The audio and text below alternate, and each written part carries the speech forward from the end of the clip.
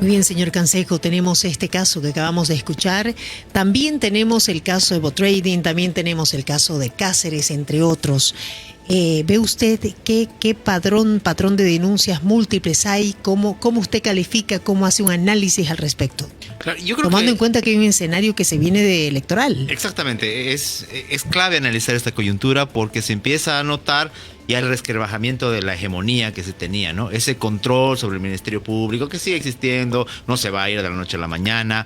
Esa manera de controlar también el órgano judicial. Hemos notado señales positivas acerca de la recuperación de la independencia de poderes, pero no es algo que se recupera de un chasquido, va a demandar todo un proceso. Entonces, eso, por ejemplo, hace notar lo lentas que son las actuaciones policiales. Por ejemplo, uno puede sospechar con total razón en Bolivia de cómo operan este tipo de aprehensiones. Es más, si uno pone a googlear un poquito, a investigar, vamos a notar que lo que decía el parlamentario masista es una verdad incompleta. ¿Por qué? Y tiene que ver con lo que me preguntabas, porque es un problema estructural que durante estos 20 años en Bolivia se ha sentado demasiado y de manera muy mala. El caso de Franklin Flores, por ejemplo, no es una figura X que aparece en el mapa el año pasado. Está desde el 2021. Antes fue candidato a la gobernación con la venia de Evo Morales para la gobernación de La Paz del 2021. Lo mismo el señor Cáceres. Exacto. Antes de eso fue parlamentario del movimiento al socialismo. Antes de eso fue concejal del municipio de Sica Sica, un municipio que tiene muchos problemas también con denuncias de corrupción. Y antes estuvo también inmiscuido en la vida dirigencial universitaria, que en Bolivia también sabemos que tiene sus bemoles. Entonces tienes una estructura que, aparte por el paso inevitable del tiempo, todos envejecemos, se va asentando y va, entre comillas, progresando dentro de esa estructura estatal. 20 años del movimiento al socialismo nos han dejado eso. Más allá del cambio de figuras, más allá de las disputas que ha habido este último par de años, tienes una estructura que se va repitiendo, que se asume impune, y en eso hay que darle la razón a quienes han tomado la palabra en las imágenes que mostraban, en perjuicio del ciudadano. Porque uno podrá decir, con total razón, es cierto, la corrupción genera un descrédito político, hace que la gente no crea en sus autoridades, pero además genera un daño, y un daño que nos notamos más que nunca en este periodo de crisis. De repente, la corrupción siempre fue mala. Eso no se blanquea, no se justifica de ninguna manera. Pero en periodos de crisis se nota más. Porque además acompaña la crisis económica de una crisis ético y moral. Porque se ve que el Estado ha sido un instrumento de servicio para subir fortunas. ¿Quién en su sano juicio va a pensar que es normal que alguien tenga una fortuna de 2.8 millones, por lo menos lo declarado? Ahí uno tiene que pensar mal. Yo vindico el derecho del ciudadano a pensar mal de los administradores del Estado. Entonces, tienes toda esa estructura, gente que ha crecido en aquello y gente que se ha sentido impune. Ministerios, viceministerios, y al final tenemos también esta mala experiencia de que, hay estas detenciones, estas aprehensiones, detención preventiva de unos cuantos meses, y por el afán que hay de lo mediático, luego se diluye.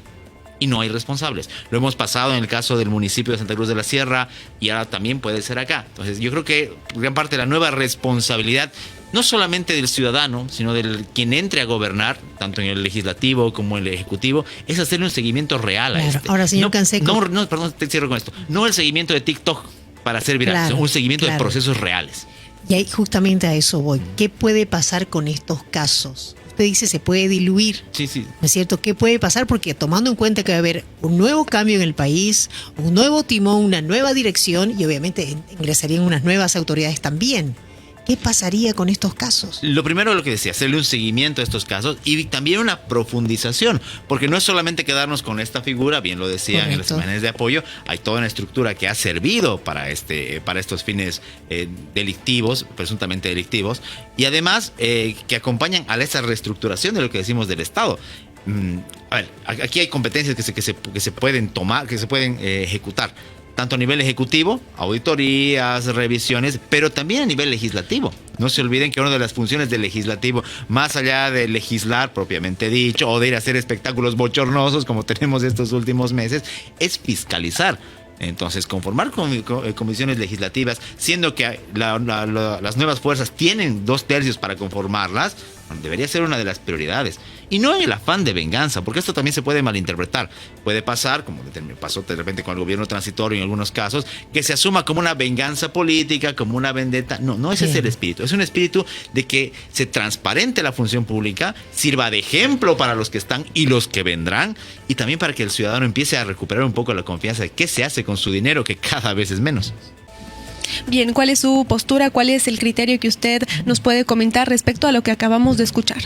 A ver, tomémoslo como un disparador inicial, pero Bien. creo que está incompleto. A ver, uno en la vida, no solamente en la política, sino en la vida común, tiene que tomar estas oportunidades, incluso estas crisis, para reestructurar muchas cosas. Cuando algo nos pasa, cuando algo malo nos ocurre, tomamos ese momento para reflexionar y para reconducir nuestra vida. Lo mismo tiene que pasar acá. Escucho las intervenciones, me parece correcto, pero creo que no se está yendo al verdadero fondo del asunto, que es el papel de EMAPA y de las empresas estatales en general. Porque como bien se lo mencionaba hace unos minutos, no es un problema aislado de EMAPA, sino está en todas, casi todas. Si no es corrupción, son problemas deficitarios. Entonces hay algo que está funcionando mal. La interpelación a este modelo plurinacional, a esta profunda vocación estatista, que es cierto, no nace con el MAS, viene desde el siglo XX en Bolivia, pero que se ha profundizado en este último ciclo, es parte también de esta reestructuración como sociedad civil.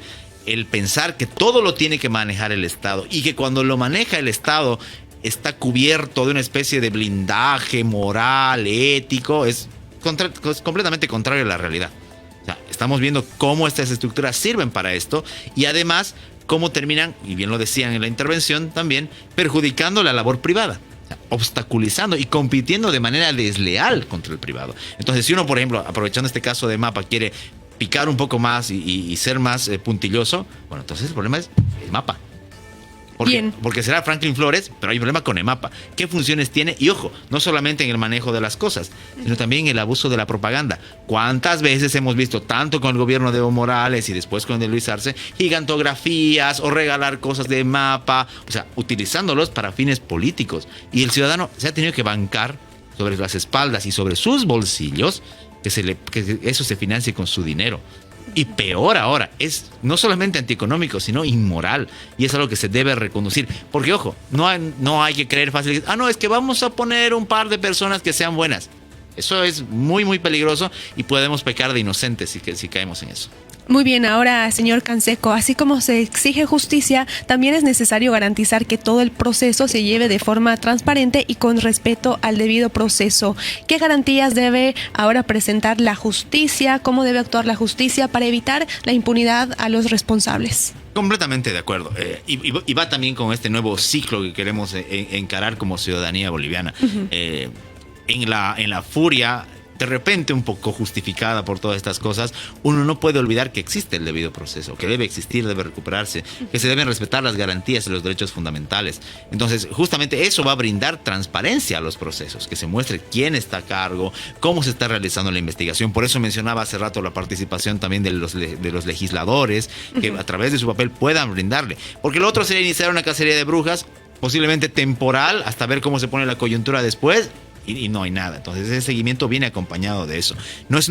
Por eso repito, no se busca una venganza política, no es esa la bandera. Por más de que haya rabia en muchos sectores, no es eso lo que debe haber. Es la búsqueda de justicia, la reparación del daño económico, por supuesto, pero también la responsabilidad penal y administrativa que se desprenden de esto. Y esto va más allá del derecho, insisto, va desde el mismo ejercicio ciudadano. Que el mismo ciudadano boliviano, encarando este nuevo ciclo, independientemente de quién gane en la segunda vuelta, asuma que tiene esta posibilidad de fiscalizar, de hacer denuncias que van a ser investigadas transparentemente, que va a ser escuchado y que el mismo Estado no va a ser cómplice del propio Estado. Claro, en realidad eso es lo que se quiere, ¿no? Que no quede la impunidad en lo que en todas estas denuncias que están surgiendo previo a este escenario que se viene electoral. Claro. Muy bien, así escuchábamos entonces, esto pasó y siguen estos casos de corrupción siendo denunciados. Señor Canseco, sus palabras finales.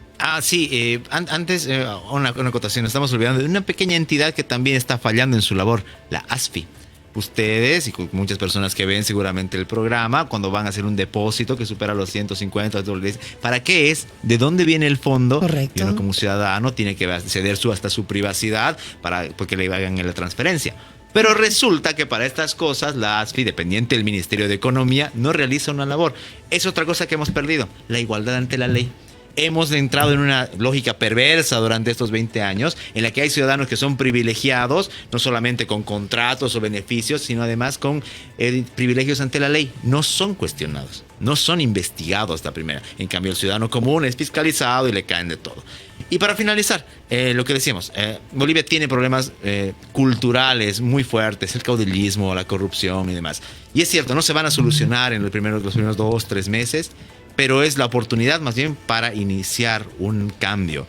Quienes asuman distintos sitiales de poder a partir del siguiente ciclo tienen que tomar esa responsabilidad, aunque a veces cueste, porque se van a encontrar seguramente con estructuras muy cerradas, muy herméticas en cuanto a la transparencia, pero es parte de la labor que se está asumiendo.